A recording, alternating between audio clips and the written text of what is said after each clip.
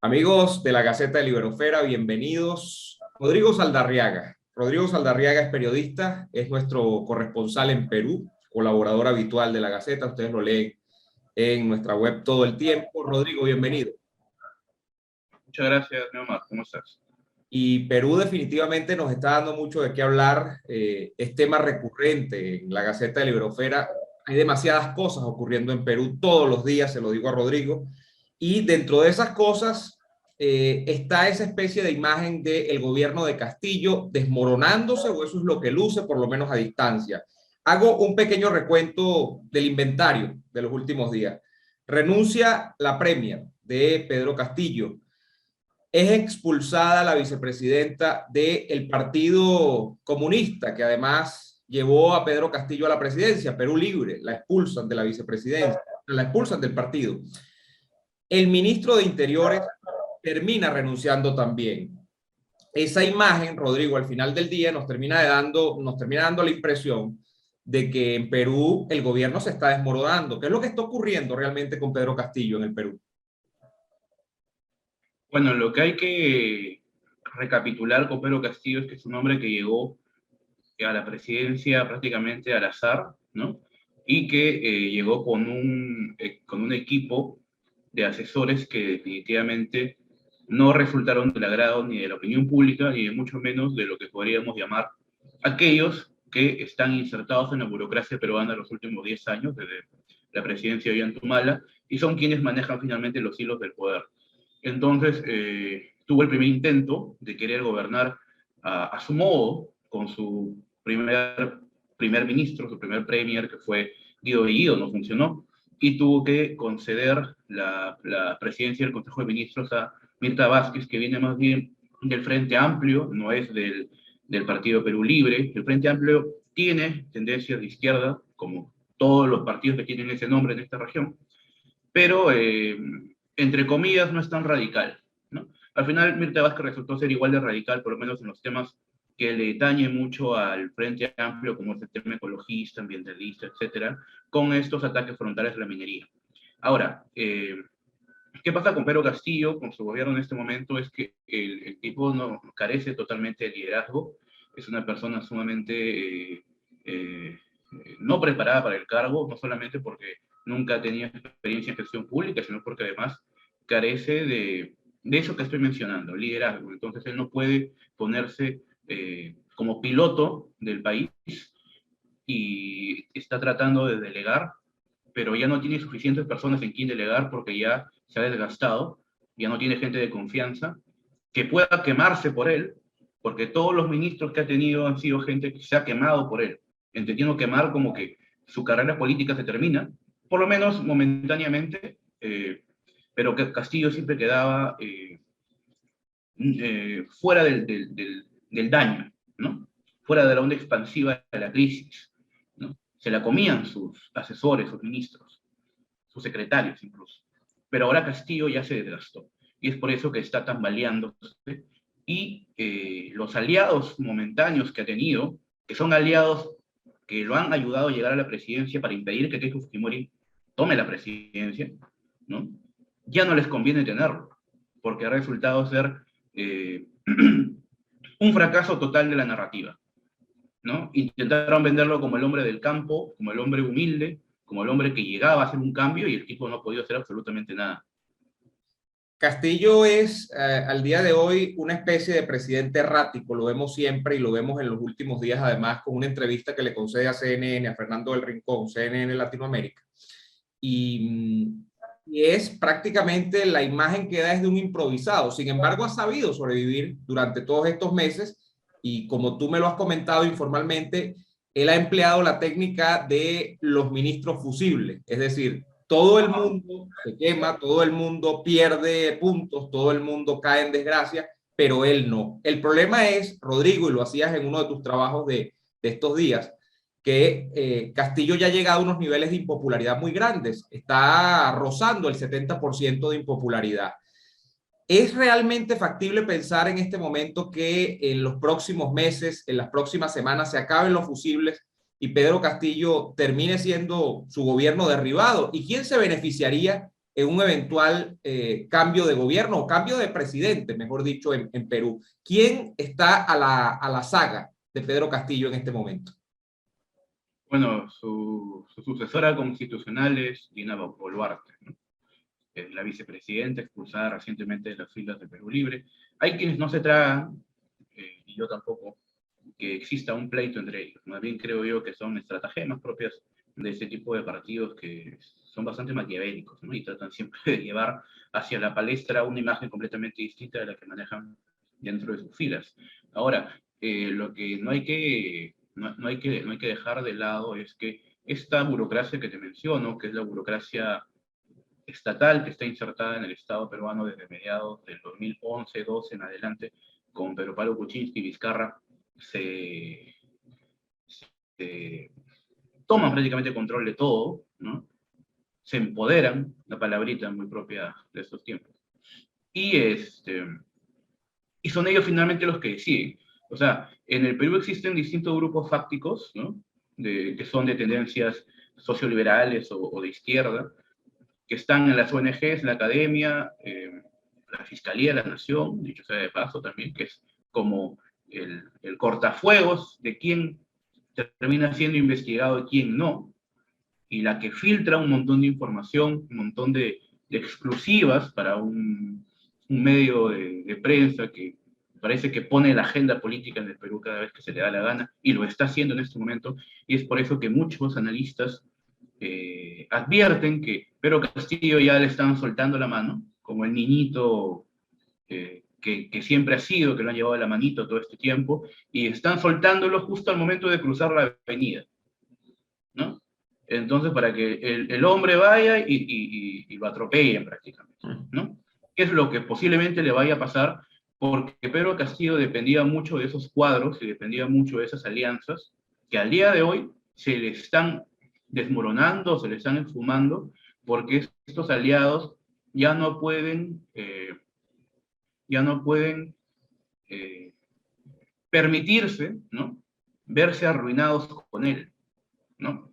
Porque incluso hasta quienes votaron por Castillo están mudando hacia la desaprobación.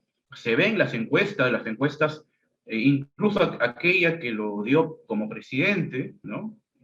O sea, como para que ni decir que es una comprada porque Keiko Fujimori, ¿no? Más bien fue la que volteó el resultado, ¿no? Que fue muy interesante durante la elección. Entonces, el hombre está perdiendo todo su capital político, se ha desgastado en solo 6 meses, este sería ya su tercer gabinete, y creo que solamente un demente podría en este momento entrar en su Consejo de Ministros, porque sería quemarse también, ¿no? Y ya no le son adeptos, ya no es su gente, ¿no? Ya no tiene ya no tiende a los vinculados a Sendero, ya no tiene a la izquierda progre, que se le está espantando, se está yendo por otro lado. La Comisión de Constitución ya está debatiendo un proyecto de ley, una iniciativa para reformar un artículo de la Constitución para que el presidente pueda ser destituido por estos casos de corrupción, ¿no? En los que está siendo salpicado el hombre. Así que ya lo están soltando. ¿Quién se beneficiaría? Dina Boluarte, en primer lugar, y en segundo lugar, aquellos que este Deep State, ¿no? Así suena conspiración, pero existe el Deep State, porque grupos fácticos siempre han existido, grupos de presión, son los que van a determinar quién se queda o no en la presidencia del Perú, que es finalmente una silla que se alquila cada 5 años. Rodrigo, una de las cosas que nos ha preocupado en los últimos días también, y lo digo como venezolano, tiene que ver con la tentativa de Pedro Castillo de meterse con los medios de comunicación que le hacen oposición. Hay un expediente claro que surgió en medio de la decisión un poco nebulosa, porque no estaba todo del todo clara, de Pedro Castillo de no permitir que la radio PBO, propiedad de Philip Butters, siguiese transmitiendo.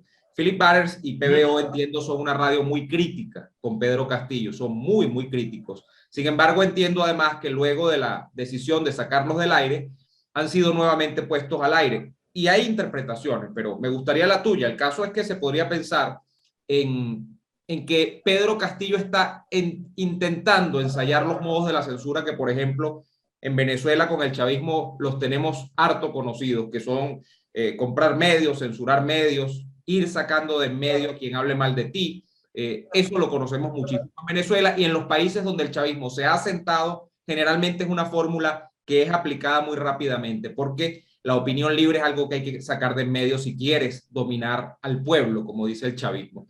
Entonces, ¿qué es lo que ha ocurrido con PBO, con Philip Butters? Lo sacan del aire, vuelven al aire, hay un tema de una licencia. Explícame un poco, Rodrigo.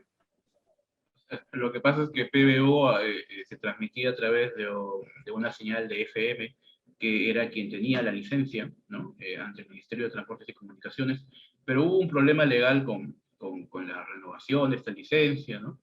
Entonces PBO siguió transmitiendo, aun cuando esta licencia había caducado, pero es algo que ocurre prácticamente todo el tiempo. No es que sea lo correcto, no es que sea lo ideal, pero la burocracia es tan compleja que finalmente mientras te dan la nueva licitación y se desarrolla el papeleo, puede pasar mucho tiempo. El problema aquí ha sido que, coincidentemente, sin una notificación y todo, y en absoluta sorpresa, funcionarios del Ministerio de Transportes y Comunicaciones irrumpieron, ¿no?, en la antena que transmite la señal, la pararon, y colocaron otro candado, hubo presencia de fiscalía. Entonces, hubo un error fatal de parte de este gobierno de poder, en una de sus atribuciones, que es justamente fiscalizar, ¿no?, las señales que están emitiéndose, porque el Estado finalmente es dueño, ¿no?, de las señales de radio y las concesiones, pero en su afán por fiscalizar, se metieron en el agujero negro de esto es una represión contra la libertad de expresión, ¿no?, o una limitación, o un atentado, y hasta quienes le son críticos a Philip Butters, porque es un hombre que es un periodista que se ha forjado como un crítico no solo a Castillo, sino a Sagasti, su antecesor, y a Martín Vizcarra, mucho más todavía, eh, se ha visto como que ha sido un ataque personal o un ataque directo hacia él como opositor. E incluso sus detractores han terminado apoyándole, ¿no? La Sociedad de Prensa de Perú, el IPIS, porque se entiende que el Estado es el ente fiscalizador, pero también hay que hacer el hincapié de que en una situación en donde es una radio de oposición y el gobierno está cada vez más enredado en una serie de hechos que lo hacen tambalear por la gravedad, y PBO había sacado un reportaje respecto a la crisis que está ocurriendo en la Policía Nacional del Perú, donde prácticamente se están poniendo a la venta los ascensos, ¿no? Y el comandante general está muy involucrado en ello. Entonces, que se haya cerrado la radio a los 2 días es bastante sospechoso. La radio ya está en el aire de nuevo por un tema de presión, ¿no?, de la sociedad civil organizada, y porque tampoco no le conviene, pues, tener a una radio cerrada que es vista como oposición, ¿no? Y sobre todo porque ha habido también un rebote en el extranjero. Se han pronunciado, en el caso de nosotros, la Gaceta, la Fundación Disenso, y Philip Butters ha recibido mucho apoyo, incluso de quienes le son contrarios. Claro. Entonces, todos entienden que la fórmula del chavismo y la fórmula de la izquierda latinoamericana y su comportamiento ha sido siempre el mismo. Entonces, cuando este gobierno lo aplica o se parece, inmediatamente las alarmas suenan, ¿no? Y eso es lo que ha ocurrido esencialmente con PBO, ¿no? De un detalle técnico se politizó, y esa politización Castillo no la pudo aprovechar, no se pudo capitalizar. Si lo hubiera hecho Martín Vizcarra, que era un presidente muy popular, posiblemente PBO ya no se transmitiera nunca más, ¿no? Pero lo hace Castillo, que no tiene respaldo, pues, pero ni de su familia, creo, ¿no? O sea, el hombre cada día pierde más. Entonces, no le ha resultado, y hasta quienes lo apoyan a Castillo entienden que es una torpeza. Sí. Rodrigo, ha sido un gusto conversar sobre tu país, Perú, país que nos tiene muy a la expectativa en la Gaceta de Libérofera, país sobre el que todas las semanas desarrolla extraordinarios trabajos y que invitamos a nuestra audiencia a que los revise también en la Gaceta de Iberosfera. Hasta la próxima, Rodrigo. Muchísimas gracias.